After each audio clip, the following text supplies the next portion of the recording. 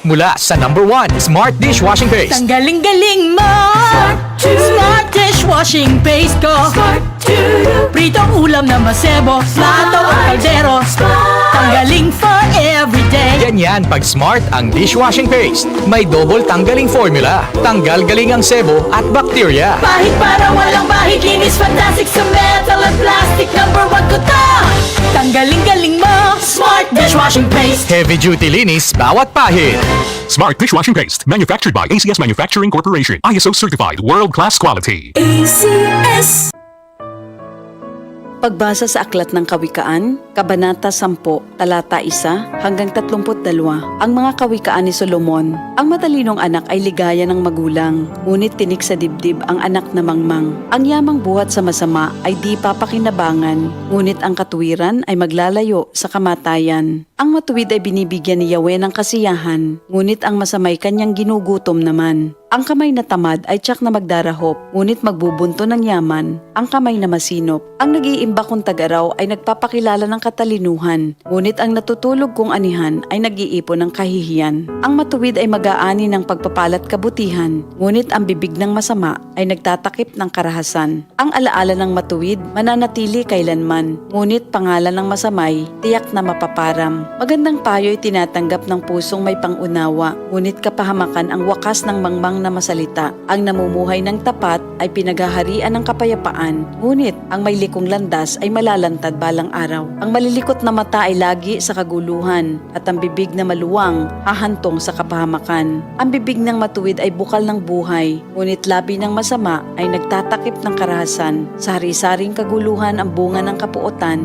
ngunit ang pag-ibig ay pumapawi sa lahat ng kasalanan. Sa labi ng may unawa matatagpuan ang karunungan, ngunit sa likod ng isang mangmang pamalo ang kailangan. Ang taong matalino ay nag-iimpok ng karunungan, ngunit ang salita ng mangmang ay nagdadala ng kapahamakan. Ang kayamanan ng mayamay matibay niyang tanggulan, ngunit ang kahirapan ng yagit ay kanyang kapahamakan. Ang kinikita ng matuwid ay nagbibigay buhay, ngunit ang sama-sama winawalda sa kasamaan. Ang nakikinig sa payo ay nasa daan ng buhay, ngunit ang ayaw sumunod ay tungo sa pagkaligaw. Ang nagtatanim ng puot ay puno ng kasinungalingan.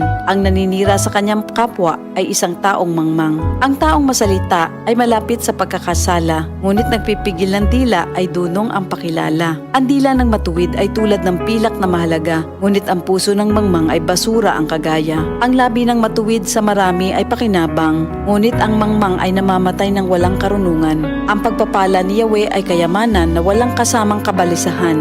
Ang paggawa ng kasalanan ay kasiyahan ng masama, ngunit ang mabuting asal, kasiyahan ng may unawa. Ang kinatatakutan ng masama ay magaganap sa kanya, ngunit ang hangarin ng matuwid ay matatamo niya. Tinatangay ng hangin ang taong masama, ngunit ang matuwid ay gusaling di magiba. Kung paanong ang usok ay nakakaluha, ang suka ay nakakangilo, gayon ang tamad na alipin sa kanilang mga amo. Ang paggalang at pagsunod kay Yahweh ay nagpapahaba ng buhay, ngunit ang mga araw ng masama ay hindi magtatagal. Ang pag-asa ng matuwid ay may magandang kahinatnan, ngunit ang pag-asa ng masama ang dulot ay kabiguan. Si Yahweh ay kanlungan ng mga taong matuwid, ngunit kaaway sila ng taong masama ang hilig. Ang matuwid ay mananatili sa kanyang dako, ngunit ang masama kung saan-saan matutungo. Ang salita ng matuwid ay nagpapakilala ng karunungan, ngunit ang dilang sinungaling ay puputuli naman. Ang salita ng matuwid ay palaging angkop, ngunit ang salita ng masama ay puro paninira. Ito ang salita ng Diyos. Radio Mindanao Network. 72 taon ng haligi ng makabuluhang pagbabalita at paglilingkod sa sambayan ng Pilipino. Radio Mindanao Network. Mas pinatibay ng mahigit 7 dekadang pagbibigay ng mapagkakatiwalaang impormasyon, serbisyo publiko, musikahan at kasiyahan. Katuwang ang 65 AM and FM radio stations mula Luzon, Visayas at Mindanao.